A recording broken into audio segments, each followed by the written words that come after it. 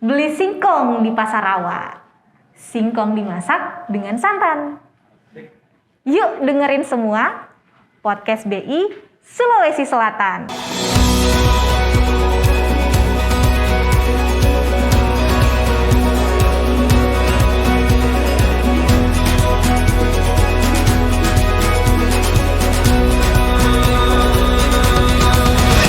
Assalamualaikum warahmatullahi wabarakatuh. Apa kabar, Sobat Pinisi? Iya.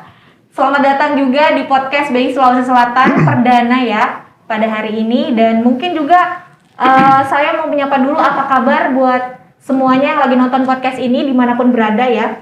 Mau lagi di jalan, di kantor, di rumah, dimanapun itu. Semoga kabarnya tetap sehat dan kita semua juga pastinya dalam keadaan sehat paripurna. Amin. Amin. Amin ya rabbal alamin. Waduh, saya cukup deg-degan ini. Dan kali ini saya nggak sendiri. Perkenalkan, saya Zasya. Saya nggak sendiri tentunya. Hari ini saya ditemenin sama saya cukup bangga ya untuk memperkenalkan sosok ini sebagai seorang partner saya pada hari ini. Seorang pemimpin BI Sulawesi Selatan, siapa lagi kalau bukan Bapak Kausa Iman Karana atau lebih akrabnya kita sapa Pak Ci ya? Iya, Pak Ci. Assalamualaikum Bapak. Waalaikumsalam warahmatullahi wabarakatuh. Gimana kabarnya Pak? Alhamdulillah sehat, Sasya. Alhamdulillah, nggak ganggu kan Pak, saya Pak? Enggak dong, kita lebih sobat Pinisi semuanya. Iya. Kita harus sharing informasi kepada mereka. Oke Pak, boleh say hi dulu nggak Pak ke penonton atau mungkin ke fansnya Bapak yang ketinggalan di Tokyo Pak? Assalamualaikum warahmatullahi wabarakatuh, para sobat Pinisi. Jumpa lagi di Pinisi podcast hari ini bersama saya Sasa. Saya cukup bangga dikenal oleh Sasa, sahabat saya kali ini. Nanti yang memperkenalkan Pak Fatah Sasa. Oke Pak. Iya kan? Iya, tapi kira-kira jam segini penonton podcast ini lagi pada ngapain ya Pak ya? Kayaknya mereka lagi pada serius semua ya. Pada serius semua nih penontonnya. Ada satu yang lagi bikin kajian, ada juga yang lagi ngitung-ngitung hasil penukaran tadi itu. Gitu. Iya, banyak banget ya kegiatan mungkin di siang ini. Iya, ada juga yang lagi lapar riru tadi. Laporan ini banyak banget Pak. Jadi semua demi Sulawesi Selatan. Betul sekali. Atau mungkin juga nih penonton podcast di rumah ada yang lagi ngecek handphonenya, sibuk balas WhatsApp atau mungkin sekedar biasa tuh nge-read all semua pesan masuk tuh Pak, saking banyaknya. Banyaknya karena apa? Karena SMS nggak dikenal Pak. Nah itu dia. Nggak dikenal banyak artinya lagi nih Pak. Mungkin salah sambung atau mungkin dapat tawaran pinjaman online Pak. Kalau saya dapat SMS dari terima kasih dari bank. Terima kasih Anda sudah berbelanja melalui kartu kredit ini. Oke. Ternyata istri saya yang belanja. Istri Bapak ya? Banyak terima kasih. Terima kasih, dibalas nggak Pak? Dapat istri bahagia. Oke, alhamdulillahirrahmanirrahim. Oke, tadi saya udah sempat nyinggung tentang pinjol nih Pak, pinjaman online. Bapak Pak Ci udah pernah dengar belum Pak sebelum tentang pinjol ini? Saya waktu pinjol udah pernah dengar. Pada saat itu ada arahan dari gubernur kita bahwa pinjol juga harus menjadi perhatian kita untuk bagaimana kita membantu menyelesaikan masalah pinjol ini gitu. Tapi mungkin kita coba tanyakan lah kepada berkompeten hari ini ya. Betul sekali. Kita kayaknya ada narasumber yang sudah hadir itu. Betul sekali. Biasanya kalau kita dengerin kata pinjol itu udah ada stigma negatif gitu kan ya Pak ya. Nah bikin resah gitu daripada kita resah berjamaah. Nah kita hadirkan nih sekarang. Bener kan kalau misal penonton podcast nonton sekarang ini jawabannya ada di sini. Daripada resah berjamaah, mending kita hilangkan semua segala keresahan ya penonton ya. Sekarang udah ada Bapak Patahudin, Direktur Pengawasan Lembaga Jasa Keuangan OJK Regional Sulampua, yang dimana pada hari ini beliau pengen sharing informasi kepada kita semua biar nggak resah lagi, biar nggak terjerat dengan pinjaman online, khususnya pinjaman online ilegal gitu ya Pak. Assalamualaikum Pak Fatah. Waalaikumsalam warahmatullahi wabarakatuh. Gimana kabar Pak? Alhamdulillah sehat. Salam sehat ya Pak ya. Salam sehat buat kita semua. Berapa lama Pak perjalanan dari kantor ke sini? Wah cukup lama, kurang lebih. Ini kurang lebih 5 menit ya. Lama Dan ya dia Pak. sekaligus sebenarnya reuni ke sini. Tapi bukan karena jalannya pejal-pejal kan? Oke, tadi kita udah nyinggung tentang pinjaman online nih. Mungkin Pak Ci boleh ada pertanyaan dulu nggak nih sebelum saya nih? Mungkin saya menyapa dulu Pak Sasa, Pak Fatodin. Jadi terima kasih Pak Fatodin sudah hadir di tengah-tengah sobat Pinisi Radio ini. Nah, memang kita lagi pertanyaan-tanya nih apa sih pinjol itu, karena saat ini kan sedang hits ya pinjol ini, sehingga saya pikir lebih baik kita menyampaikan ataupun memberikan informasi yang diberikan langsung oleh yang punya otoritas gitu. Oleh karena itu terima kasih Pak Fatah. Terima kasih Pak. Di Radio Pinisi ini silakan nanti disampaikan kepada rekan-rekan ataupun sobat Pinisi semua, sehingga semua menjadi jelas apa itu pinjol dan apa yang harus kita lakukan dalam menghadapi pinjol ini. Betul Pak, apalagi pinjol kan sekarang lagi hype banget kan Pak. Betul, Bapaknya betul. ketawa terus nih, pasti udah punya jawaban banyak nih kayaknya. Boleh Pak Fatah dijelaskan dulu Pak, monggo. Iya, terima kasih. Mungkin pertama tentunya terima kasih ke Pak Ci sudah memberi kesempatan kepada kami di OJK. Saya kira kesempatan yang baik untuk memberikan edukasi ya kepada masyarakat pendengar Pinisi Radio ya. Saya kira benar akhir-akhir ini pinjol menjadi trending topik ya bahasa saya. Ini memang istilah pinjol sebetulnya populer di masyarakat. Iya. Bagi OJK sebetulnya pinjol bukan istilah pinjol yang dipakai. Oh apa tuh Pak? Tapi layanan pinjam meminjam uang berbasis teknologi informasi sebetulnya. Oh ada bahasa ilmiahnya kan ya? Jadi Itu kalau disingkat apa Pak? Layanan?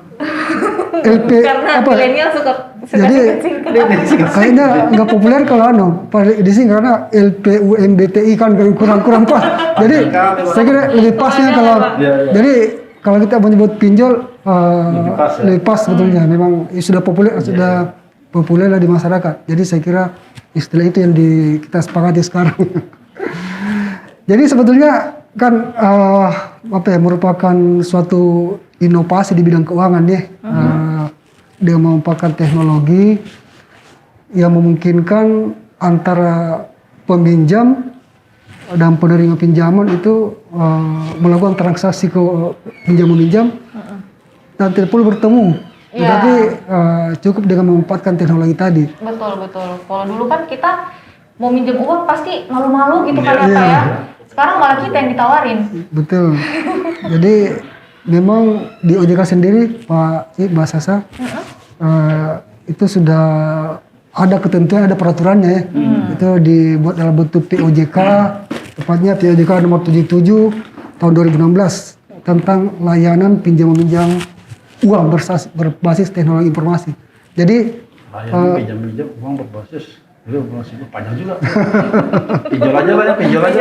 Pinjol. Jadi susah. Jadi POJK sudah ada sudah ada ketentuannya. Jadi di POJK itu sudah diatur bagaimana mekanisme macam-macam hak dan kewajiban apa yang harus ada ketika suatu perusahaan itu menjadi pinjol. Jadi termasuk bagaimana proses perizinan dari suatu perusahaan untuk menjadi pinjol. Badan hukumnya bisa koperasi, bisa perusahaan terbatas. Jadi saya kira kalau badan hukum mau mendirikan pinjol, saya kira pedomannya adalah POJK nomor 37. Oke. Nah tadi Pak Fatahudin sempat menyinggung tentang pengawasan dan perizinannya nih. Nah kalau untuk mekanismenya terkait perizinan sama pengawasannya oleh OJK itu seperti apa Pak mekanismenya? Iya, jadi kalau mekanisme perizinan sebenarnya ada 2 tahap. Tahap pertama itu namanya tahap pendaftaran ya. Pendaftaran, kemudian tahap kedua proses perizinan. Jadi ketika sudah dua-duanya sudah bisa beroperasi, artinya ketika sudah masuk ke tahap pendaftaran itu sudah beroperasi. Nah, beberapa hal yang harus dipenuhi ketika masuk tahap pendaftaran itu badan hukum ini baik koperasi ataupun perseroan terbatas itu sudah wajib memiliki modal di store minimal 1 miliar. Itu kalau perseorangan nggak bisa ya? Harus pada hukum ya? Iya, ini badan hukum. Nah, kemudian tentunya pada saat pengajuan sebagai pendaftaran dilengkapi dengan beberapa dokumen ya. Nah, saya kira dokumennya saya kira beberapa bisa dilihat di POJK nomor 7 tadi. Nah, di SLA di OJK ketika dokumen sudah disampaikan dan sudah lengkap, OJK wajib memberikan persetujuan paling lambat minim 10 hari kerja setelah dokumen lengkap. Jadi nanti OJK akan membuat surat keputusan persetujuan bahwa yang bersangkutan sudah terdaftar sebagai pinjol. Itu tahap pertama. Oke. Tahap keduanya Pak? Tahap kedua paling lambat 1 tahun setelah yang bersangkutan dinyatakan terdaftar, itu sudah wajib mengajukan ini izin. Nah, kalau tidak mengajukan izin itu otomatis ini Izin operasi maksudnya? izin operasional. Ya. Nah, ketika sudah 1 tahun lalu tidak mengajukan proses perizinan, maka otomatis pinjol terdaftar itu hapus, batal. Gitu. Jadi dia wajib mengajukan. Tentunya juga disampaikan beberapa dokumennya yang harus lengkapi. Saya kira nanti rinciannya bisa dilihat di OJK. Sudah ada listnya, anggaran dasarnya, kemudian identitas yang bersangkutan, kemudian macam-macam lah yang perlu dipenuhi. Nah, kalau misal dari satu calon nih Pak, misal udah terdaftar nih Pak, tapi mereka nggak melakukan izin tahap kedua nih, tapi udah melakukan proses pinjaman online, nah ini bisa disebut ilegal kan Pak? Ilegal ketika, jadi ini ada kewajiban bagi pinjol yang sudah terdaftar, lalu tidak mengajukan proses izin, dia harus menyelesaikan seluruh ini kewajiban yang sudah berjalan, karena nanti kan di OJK juga akan memantau kegiatan yang bersangkutan pada saat dia sudah terdaftar, karena mereka sudah beroperasi dan dia wajib menyampaikan laporan secara rutin tiap 3 bulan. Jadi atas dasar itu OJK bisa memantau. Kalau dalam pantauan Pak Fathurudin di Sulawesi Selatan ini ada berapa pinjol yang sudah terdaftar dan sudah berapa yang beroperasi? Jadi kira-kira aja Pak. Iya. Jadi sekarang masih ada beberapa yang baru tahap pengajuan, tetapi sebetulnya kalau pelayanan pinjol di Sulawesi Selatan ini sudah banyak kelompok masyarakat yang memanfaatkan itu, tetapi umumnya pinjol-pinjol ini masih berkantor pusat di Jakarta.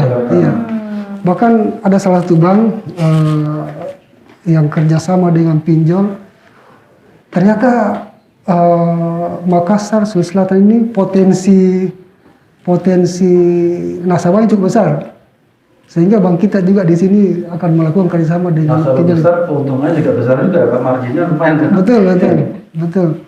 Nah, jadi margin diatur juga sama OJK. OJK, jadi dalam konteks pengawasan,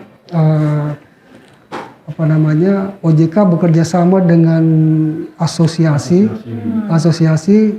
untuk jadi mereka yang atur mengenai suku bunganya, mekanisme penagihannya, dan hal-hal yang jadi ada semacam market conduct. Ya, jadi OJK melakukan pengawasan itu ada tiga tahap, 3 sistem ya. Pertama offsite, tentunya dilakukan berdasarkan laporan yang masuk, karena setiap pinjol baik itu masih tahap terdaftar maupun sudah berizin itu wajib menyampaikan laporan secara rutin. Jadi dari situ tentunya OJK punya kewenangan untuk melakukan pengawasan offsite. Kemudian yang kedua market conduct tadi. Jadi OJK menunjuk asosiasi namanya Asosiasi Fintech Pendanaan Bersama Indonesia AFPI. Ini. Jadi OJK melalui secara rutin melakukan pertemuan dengan asosiasi tadi untuk melihat secara intensif gimana perkembangan dari para anggotanya. Jadi dipegangnya terkait dengan market conduct ini dan dipakai oleh asosiasi. Tetapi tidak tertutup kemungkinan juga OJK melakukan onsite. Seperti biasa saya kira melakukan mekanisme pemeriksaan langsung ke lapangan deh. Jadi saya kira itu tiga mekanisme pengawasan yang dilakukan oleh OJK. Tapi menarik nih Pak, asosiasi fintech pendanaan ini wajib mereka bergabung di situ ya? Iya. Para yang pinjol Pinjol legal. Pinjol legal. Yang legal ya. Yang tidak terdaftar maupun sudah berizin. Oke Pak. Nah tadi kalau misalnya ada pinjol legal, ada pinjol ilegal Pak. Nah kalau misal kita lihat di lapangan kan sekarang ini semua serba digital kan Pak. Udah ada juga nih bukan beberapa malah banyak ya platform online yang udah menyediakan fitur pinjaman Pak. Kayak ada Kredivo, Uang teman saya Tiring Pak. Terus ada juga banyak yang kayak marketplace dan aplikasi yang nyediain fitur pay later Pak, kayak Shopee Pay Later, Traveloka mungkin juga ada, GoPay, dan masih banyak lagi nih Pak. Nah, bedanya itu berarti yang tadi udah saya sebutkan itu adalah pinjol yang legal. Nah, kalau ilegal ini berarti tidak melewati 2 tahap yang tadi Bapak sebutkan itu ya Pak ya? Betul. Nah, untuk tindakannya sendiri ke yang nggak melewati 2 tahap tadi itu gimana nih Pak? Iya, jadi memang yang kita awasi itu adalah yang tentunya melewati 2 tahap tadi ya, yang terdaftar maupun berizin. Nah, sedangkan untuk yang ilegal, apabila ada masyarakat yang dirugikan, itu ada wadahnya namanya Satgas Waspada Investasi. Jadi bukan Satgas Waspada Investasi. Iya. Jadi akan ditangani oleh Satgas Waspada Investasi. Kebetulan memang sekretariatnya di OJK. Anggotanya banyak. Terutama saya kira terkait dengan penegakan hukum, ada kepolisian, ada kejaksaan, lalu beberapa instansi lain yang kita melibatkan banyak instansi karena kadang-kadang kan kewenangan otoritas dari pelaku ini macam-macam. Kadang-kadang seperti Bapepti, termasuk Kementerian Agama. Mari kita termasuk anggota SWI karena ada beberapa kasus yang saya kira di Makassar juga perlu terjadi. Ada banyak nggak Pak seperti itu Pak kasus yang kena pinjol ilegal Pak di Makassar? Jadi seperti tadi kalau sejauh ini pemantauan kami di OJK mudah-mudahan belum sampai ada laporan secara memang tahun lalu sempat ada kasus di Tanah Toraja ya. Dan itu sudah sudah diproses oleh SWI Satgas Waspada Investasi dan saya kira sudah polis, tetapi kasus sekarang masih sedang rasanya sih masih banding ya. Tapi saya kira prosesnya sudah ditangani oleh SWI. Rasanya sih sejak tahun lalu sampai sekarang laporan masuk ke OJK itu mengenai pintu ilegal tidak ada lagi. Pak, saya mau tanya nih, ini beberapa kali kan saya juga terima SMS nih menawarkan kredit gitu ya. Memang sangat mudah ini kelihatannya. Tapi yang saya heran juga, mereka dapat dari mana telepon saya ya? Dan apakah hal itu juga masa pinjol Pak? Karena saya nggak pernah ngasih telepon di sana. Saya kira bukan hanya Pak Ci yang seperti itu ya. Bapak juga ya Pak? Mungkin kita semua ini. Dan barangkali penonton juga merasakan hal yang sama ya. Kayaknya semua sudah pernah dapat ya Pak. Banyak sekali mereka menawarkan pinjaman-pinjaman. Betul. Banyak sekali dermawan ya Pak. Iya. Jadi ya memang makanya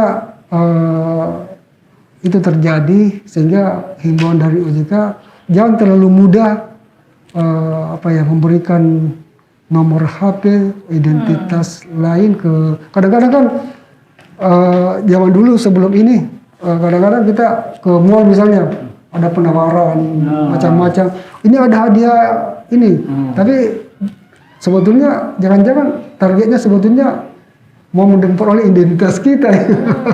Jadi saya kira memang kita harus hati-hati terkait dengan apa namanya beridentitas kepada pihak-pihak lain ya. Terus kalau resiko kita udah terlanjur pakai pinjol tuh apa saja terus? Dan kira-kira saran dari Pak Fatas selaku otoritas pengawas ini mitigasinya gimana supaya nggak terlalu jauh ke dalam ini kita terjebaknya gitu? Iya, jadi pinjol tadi memang kan ada dua ya yang kita awasi seperti tadi saya sampaikan. Yang kita awasi itu adalah pinjol legal, sedangkan yang ilegal ya memang itu yang saya kira yang jadi Satgas Waspada trending sekarang di tangan oleh Satgas Waspada Investasi.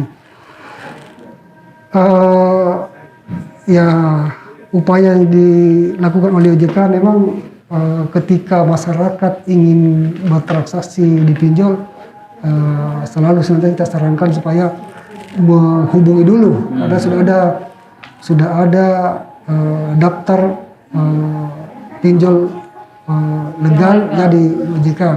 Jadi saya kira bisa ada emailnya, bisa melalui email atau bisa melalui telepon di 157 itu kontaknya saya kira, atau di melalui WhatsApp atau melalui email konsumen, nama emailnya konsumen@ojk.id. Hal penting nih konsumen@ojk.id. Buat yang udah pinjol ya Pak ya. Iya. Nah, kalau misal yang bermasalah gitu ada yang namanya Satgas Waspada Investasi.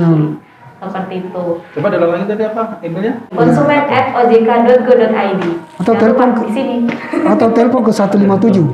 Telepon ke 157 ya penonton ya. Kalau misal udah terlanjur tuh atau mungkin biasa kan juga ada nih Pak, kita nggak pinjem. Tapi ternyata yang minjem itu misalnya kerabat kita yang kita nggak tahu, ternyata nggak daftarin nomor handphone kita. Kita yang diteror nih Pak. Bayar. Lah kita kan bukan yang pinjam. Jadi kita Makassar atau kita Indonesia? Kita Indonesia Pak. Kita Indonesia. Ternyata pasti sensitif dengan kapal kita. Nah itu kan biasa juga tuh Pak, ada teman saya tuh yang seperti itu yang jadi korban gara-gara kerabat yang pinjol ini daftarin nomornya teman saya gitu. Nah apakah bisa ke Satgas Waspada Investasi atau gimana nih Pak? Iya. Jadi prinsipnya kalau ada masyarakat yang merasa dirugikan terkait dengan jasa keuangan, apapun termasuk yang sebetulnya ya segala hal yang terkait dengan jasa keuangan yang merasa dirugikan masyarakat merasa dirugikan, kita bisa mengajukan keberatan ke OJK atau minta pengaduan. Kalau itu legal tentunya ditangani oleh OJK sendiri sebagai mekanisme penanganan pengaduan. Nah kalau itu yang ilegal, itu yang ditangani oleh SWI. Jadi ada mekanismenya. Ingat aja, kalau yang legal itu bisa datang ke OJK. Telepon ke 157 ya Pak, atau di konsumen@ojk.go.id. Tapi kalau misal penonton udah terjerat dengan pinjaman online yang ilegal tuh yang di SMS gitu kan, boleh langsung ke Satgas Waspada Investasi. Benar nggak Pak? Iya. Benar. Mungkin ada yang pengen ditanya lagi nih dari Pak Ci. Kira-kira ada nggak Pak? Kalau mungkin karena waktu juga ya. Mungkin pesan-pesan dari Pak Fatas selaku otoritas di pinjol ini apa kepada masyarakat Pak? Iya. Supaya masyarakat juga clear. Iya, jadi pertama tadi bahwa memang akhir-akhir ini sampai pemerintah pusat saya kira turun tangan mengenai pinjol ilegal. Sehingga dari OJK mengharapkan minta kepada masyarakat ketika mau memanfaatkan jasa pinjol harus dipastikan dulu bahwa pinjol ini ilegal.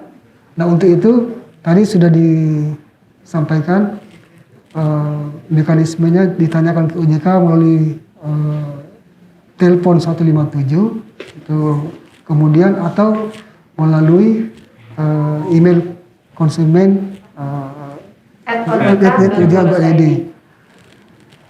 Jadi masyarakat diimbau untuk melakukan menghubungi dulu OJK sebelum melakukan transaksi, sebelum memanfaatkan pinjol, supaya memastikan bahwa pinjol ini apakah pinjol ini sudah terdaftar atau sudah berizin di OJK, supaya jangan ketika sudah muncul masalah baru ke OJK. Biasanya seperti itu ya Pak. Jadi sebaiknya ditanyakan dulu sebelum melakukan transaksi, karena itu menjadi penting supaya paling tidak mengurangi kerugian masyarakat. Karena kalau itu terdaftar ilegal, saya kira di bawah pengawasan OJK sehingga lebih mudah penanganannya.